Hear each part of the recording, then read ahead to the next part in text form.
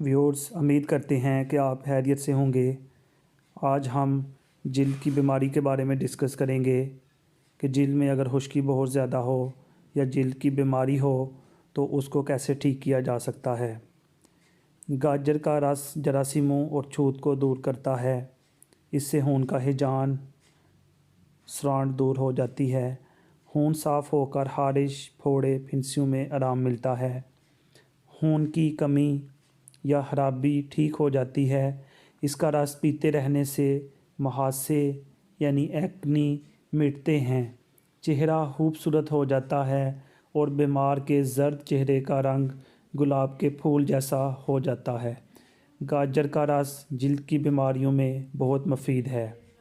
جلد کی خشکی، وٹامن اے کی کمی سے جلد خشک ہو جاتی ہے۔